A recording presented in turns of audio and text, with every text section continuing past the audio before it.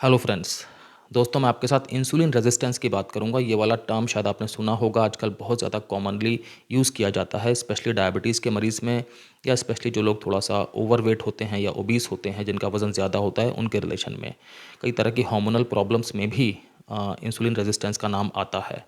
तो आप जानते हैं कि जो भी चीज़ें हम खाते हैं, ठीक है, उनकी तो क्वालिटी इंपॉर्टेंट है ही कि जो भी हम चीज़ें खाएँ पिएँ उनका चुनाव हम ठीक से करें कि वो चीज़ें हेल्दी हों।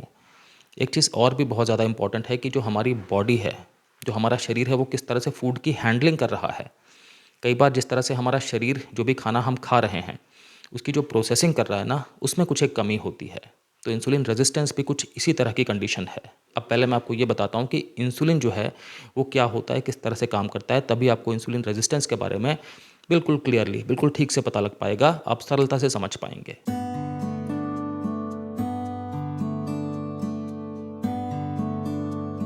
दोस्तों मैं हूं doctor Kamal Singh, x armed forces medical college, x Fortis hospital, x a lot of corporate hospitals. दोस्तों मुझे 20 साल से भी ज़्यादा का क्लिनिकल एक्सपीरियंस है और मैंने critical care medicine, internal medicine, emergency medicine और फैमिली मेडिसिन में बहुत सारी प्रैक्टिस की है।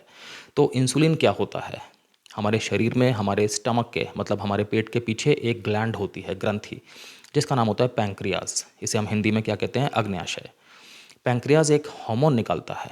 हार्मोन मतलब कि एक केमिकल है जिसका नाम है इंसुलिन। इंसुलिन ये हमारे ब्लड के ज़रिए पूरे शरीर में सर्कुलेट हो सकता है, ठीक है। अब इसका काम क्या होता है?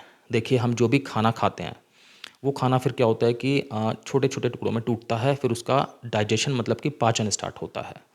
तो क्या होता है, खाने के अंदर जो भी कार्बोहाइड्रेट्स हैं वो फिर डाइजेस्ट होके ना बिल्कुल सिंपलेस्ट शुगर बनाते हैं, मतलब कि शुगर की सबसे सिंपल फॉर्म जिसे हम ग्लूकोज कहते हैं।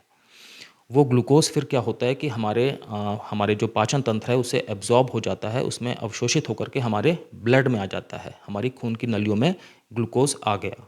अब क्या होता है कि जब ग्लूकोज़ हमारी ब्लड वेसल्स में या खून की नलियों में आ गया है, तो पैंक्रियाज़ ने इस चीज़ को सेंस कर लिया है कि अब ग्लूकोज़ ब्लड में आ चुका है, तो पैंक्रियाज़ ने इंसुलिन नाम का हार्मोन रिलीज़ कर दिया, मतलब निकाल दिया।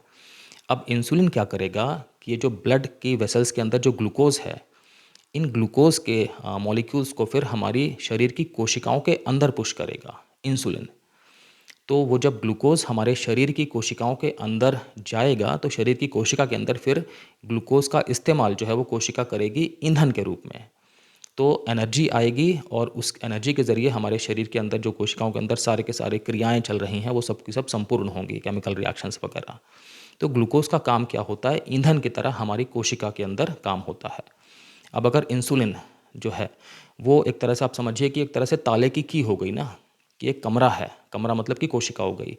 उस कमरे में एक ताला है जिसकी चाबी है इंसुलिन, और कमरे के बाहर जो विजिटर है, जो आगंतुक है, वो है ग्लूकोज।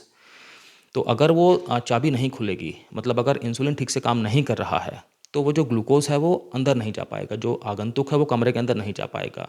फिर कोशिका के अंदर ग्लूकोज ना होने की वजह से कोशिका की ईंधन की जो मतलब रिक्वायरमेंट है वो पूरी नहीं हो पाएगी, तो कोशिका को ऊर्जा नहीं मिल पाएगी, कोशिका अपना काम ठीक से नहीं कर पाएगी, तो मतलब हमारा शरीर ही अपना काम ठीक से नहीं कर पाएगा। शरीर के अंदर अलग अलग तरह की प्रॉब्लम्स आना स्टार्ट हो जाएंगी। तो इंसुलिन यहाँ पर आप देख रहे हैं कितना ज़्यादा इंपॉर्टेंट है। तो अब इंसुलिन रेजिस्टेंस में क्या हो रहा है कि जो हमारा शरीर है वो इंसुलिन को ठीक से पहचान नहीं पा रहा, इंसुलिन को ठीक से रिकॉग्नाइज नहीं कर पा रहा। उसकी वजह से क्या हो रहा है अब कि वो जो चाबी है ना वो ठीक से खुल नहीं रही, मतलब दरवाज़ा अब ठीक से खुल नहीं रहा। तो अब ब्लड में ग्लूकोज की मात्रा जो है वो बढ़ती जा रही है।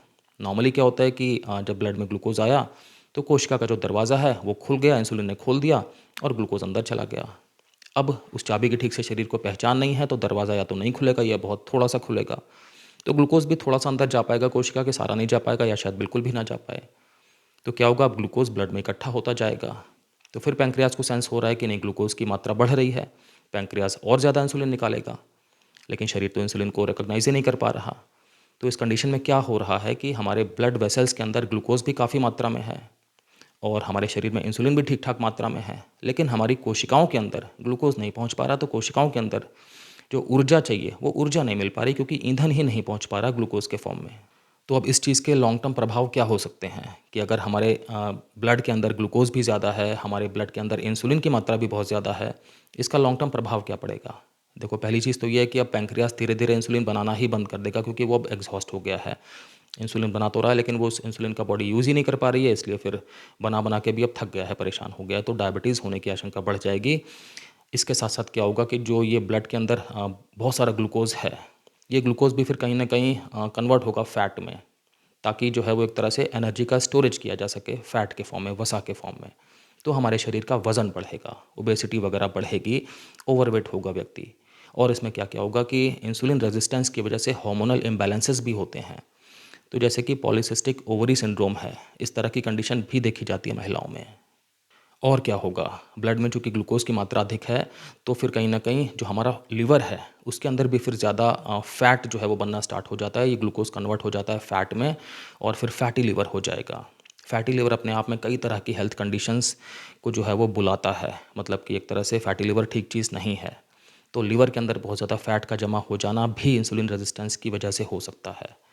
और क्या होगा, शरीर में अगर इंसुलिन की मात्रा ज़्यादा है लगातार लंबे टाइम के लिए, तो कई तरह के फिर हार्ट की प्रॉब्लम्स होने के आसार भी बढ़ जाते हैं, क्योंकि अगर इंसुलिन ज़्यादा है तो फिर वही बात है कि कोलेस्ट्रॉल के प्लाक्स वगैरह बनने के भी चांसेस बढ़ जाएंगे। हमारी जो खून की नलियाँ हैं उनके अंदर इन्फ्लेमेशन होने के चांसेस भी बढ़ जाएंगे। इन्फ्लेमेशन मतलब कि जो उनकी सबसे अंदर की लेयर है उसमें क्षति होना, उनमें सूजन आ जाना, वो अपना काम ठीक से नहीं कर पाएंगी, वो संकरी हो जाएंगी, वो जैसे लचीली होती हैं वैसी नहीं रह पाएंगी, स्टिफ हो जाएंगी। तो फिर ये सब चीज़ें जो हैं वो हार्ट डिसीज़ की तरफ व्यक्ति को जो है वो बढ़ा देती हैं। और क्या होगा ज़्यादा इंसुलिन होने से कि जो व्यक्ति का ब्रेन है वो भी फिर बहुत ठीक से काम नहीं कर पाएगा। तो ब्रेन फॉग वाली जो कंडीशन होती है कि दिमाग में हमेशा एक क्लाउडीनेस सी बनी रहना, फोकस शार्प ना होना, ठीक से मतलब एक जगह पे अपना कंसंट्रेशन ना लगना, या हमारे जो थॉट्स हैं वो थोड़ा सा जल्दी जल्दी से ना आ पाना, बल्कि बहुत ज़्यादा एक तरह से दिमाग धीरे धीरे चलना आप कह सकते हैं, मेमोरी में प्रॉब्लम्स आना, ये सब चीज़ें देखी जा सकती हैं। ठीक से जो ब्रेन की प्रोसेसिंग पावर है वो एक तरह से मतलब अफेक्ट हो जाना। वैसे मैं अगर लक्षणों की बात करूं तो ऐसा भी ज़रूरी नहीं कि हर एक व्यक्ति को लक्षण आ ही जाएं, कई बार कोई भी लक्षण नहीं आता। लेकिन अगर लक्षणों की फिर भी बात करूं कि इंसुलिन रेजिस्टेंस में क्या क्या लक्षण देखे जा सकते हैं, तो फिर हो सकता है खाना खाने के बाद बहुत ज़्यादा अचानक से ऐसा लगता है कि थक गए हैं, या ऐसा लगता है बिल्कुल खाना खाने के बाद कि अब लेट जाएं। ऐसा भी हो सकता है कि मतलब जो हाई कैलोरी फूड होते हैं, जैसे कि मीठी चीज़ें वगैरह या जो बहुत जंक फूड होते हैं, उनको खाने के लिए क्रेविंग बहुत ज़्यादा हो, बहुत ज़्यादा मन करता हो कि हम इस तरह की चीज़ें जो हैं वो खाएं। ऐसा भी हो सकता है कि अपनी नेक के पीछे जो है वो जो स्किन है वहाँ पे बहुत डार्क डार्क से पैचेस नज़र आएँ, ऐसा लगे कि वहाँ पे मैल जमा हुआ है। इसे हम एकैंथोसिस नाइग्रिकेंस कहते हैं। लेकिन उसे जितना भी छुड़ाने की कोशिश करेंगे वो छूटेगा नहीं। ये भी अपने आप में एक लक्षण होता है कि इंसुलिन रेजिस्टेंस है बॉडी में। और साथ साथ में क्या होता है कि अगर शरीर का वज़न बढ़ना स्टार्ट हो गया है, ये अपने आप में एक लक्षण हो सकता है। अगर ऐसा होता है कि वज़न जो है वो कम करने की कोशिश कर रहे हैं लेकिन कम नहीं हो पा रहा है, ये अपने आप में एक लक्षण हो सकता है।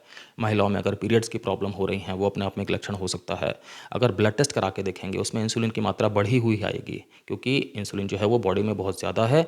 बॉडी इंसुलिन को चूँकि रिकॉग्नाइज़ ही नहीं कर पा रही है, तो इसलिए इंसुलिन बढ़ा हुआ है।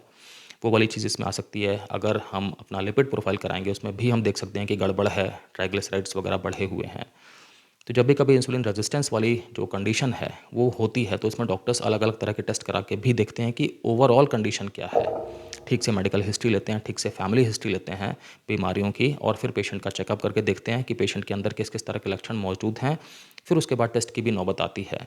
तो इसमें फास्टिंग इंसुलिन कराई जाती है देखने के लिए इंसुलिन का लेवल क्या है, HbA1c कराते हैं, ट्राइग्लिसराइड्स कराते हैं, मतलब पूरा का पूरा लिपिड प्रोफाइल कराते हैं, और एक होमा IR इंडेक्स नाम से टेस्ट होता है, ये वाला टेस्ट भी करा के देखा जाता है। इस टेस्ट से क्या होता है कि इंसुलिन रेजिस्टेंस इंडेक्स पता लगता है। मतलब मैं बिल्कुल हल्के में बताता हूँ आपको सिंपल करके, कि ये पता लगता है कि जो हमारे शरीर की कोशिकाएं हैं वो इंसुलिन के लिए कितना सेंसिटिव हैं। तो इससे डॉक्टर्स को हेल्प मिल जाती है ये मन में समझने में कि क्या आप डायबिटीज़ की तरफ पेशेंट बढ़ रहा है या बढ़ चुका है। अब आपके मन में आ रहा होगा कि इंसुलिन रेजिस्टेंस होने के कारण क्या क्या होते हैं, मैं किस तरह से इस चीज़ को अपने कंट्रोल में ला सकता हूँ। तो बहुत ज़्यादा इंपॉर्टेंट है कि अपने खाने पीने का ध्यान रखें। जंक फूड, बहुत ज़्यादा जो ये फैटी फूड होता है, डीप फ्राइड वगैरह, बहुत ज़्यादा जो कॉम्प्लेक्स कार्बोहाइड्रेट्स होते हैं, रिफाइंड कार्बोहाइड्रेट्स होते हैं, ये सब चीज़ें मत खाइए। खाने पीने में अपनी डाइट बिल्कुल हेल्दी करिए। स्ट्रेस जितना हो सके कम से कम रखिए, मिनिमाइज़ रखिए, इसका भी फ़र्क पड़ता है। साथ साथ में आप कोशिश करें कि जो आपके सोने का टाइम है वो आप पूरी तरह से नींद अपनी ले सकें। रात की जो गहरी नींद होती है प्रॉपर ड्यूरेशन की, 7-8 घंटे की। अगर किसी की फैमिली हिस्ट्री है डायबिटीज़ की या इंसुलिन रेजिस्टेंस की, तो उन लोगों में चांसेस ज़्यादा हो जाते हैं। जो लोग ओवरवेट हैं या जिनके शरीर का वज़न ज़्यादा है, मतलब ओबीस हैं, उनके अंदर भी चांसेस ज़्यादा हो जाते हैं इंसुलिन रेजिस्टेंस होने का। जो लोग फिज़िकल एक्टिविटी नहीं करते या बहुत कम करते हैं, उनके अंदर भी चांसेस ज़्यादा हो जाते हैं इस चीज़ के डेवलप होने के। जिन लोगों के अंदर हार्मोन्स के भी इम्बैलेंस हैं, उनके अंदर भी चांस होते हैं इंसुलिन रेजिस्टेंस डेवलप होने के। जो लोग बहुत ज़्यादा मतलब अल्कोहल वगैरह का सेवन करते हैं, तो डेफ़िनेटली वो भी चीज़ें गलत हैं। आजकल मैंने एक ट्रेंड देखा है कि जो बच्चे भी हैं ना, वो भी बहुत ज़्यादा एनर्जी ड्रिंक वगैरह पीते हैं, बड़े भी पीते हैं, तो ये सब चीज़ें गलत हैं। इन सब चीज़ों से इंसुलिन रेजिस्टेंस होने की टेंडेंसी बढ़ जाएगी हमेशा, क्योंकि क्या हो रहा है कि हमारी बॉडी के अंदर कैलोरीज़ बहुत ज़्यादा आ रही हैं। जब बहुत ज़्यादा कैलोरी आ रही होती हैं, तो फिर कहीं न कहीं बॉडी का जो स्विच है वो इस तरह से ऑपरेट करता है कि फिर हमारा शरीर इंसुलिन को रिकॉग्नाइज़ करना कम करता है धीरे-धीरे, और ये वाली चीज़ पैदा होना स्टार्ट हो जाती है। तो अगर आपको इंसुलिन रेजिस्टेंस है या अगर आपको डाउट है मन में कि आपको ऐसी कोई चीज़ है, एक बार डॉक्टर से मिलिए। डॉक्टर आपको ठीक तरह से पूरी तरह चेकअप करेंगे, टेस्ट वगैरह करा के देखेंगे, उसके बाद जो भी आपकी कंडीशन के हिसाब से आपको एडवाइस करनी है, वो ठीक से एडवाइस करेंगे। बट इसमें ये सारी चीज़ें इंपॉर्टेंट है कि आपको अपने खाने-पीने का ध्यान रखना है, आपको अपनी नींद का ध्यान रखना है, आपको स्ट्रेस बहुत मिनिमाइज़ करनी है, जहाँ तक हो सके आपको स्ट्रेस नहीं करनी है, और साथ-साथ में आपको फिज़िकली भी जितना एक्टिव आप रह सकते हो, अपने शरीर के हिसाब से, अपनी प्री एग्जिस्टिंग मेडिकल कंडीशंस के हिसाब से, तो उतना आपको फिज़िकली एक्टिव भी रहना है।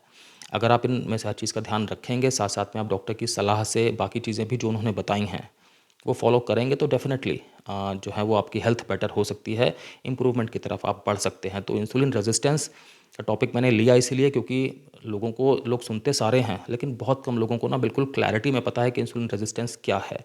और चूँकि ये जो चीज़ है ना, ये अपने आप में एक तरह से बहुत सारी बीमारियों की जड़ में है, इसकी ठीक से समझ होना बहुत ज़रूरी है। तो आशा करता हूँ कि आपको वीडियो समझ में आया होगा। अगर आप मेरे साथ कनेक्ट कर पाए हैं, टॉपिक से रिलेट कर पाए हैं, तो वीडियो को लाइक कर दीजिएगा। अगर आपने अभी तक मेरे चैनल को सब्सक्राइब नहीं किया है, तो प्लीज़ सब्सक्राइब भी कर दीजिएगा। अगर आपको लगता है वीडियो शेयर करके किसी को भी फ़ायदा हो सकता है, please go ahead. Thank you so much.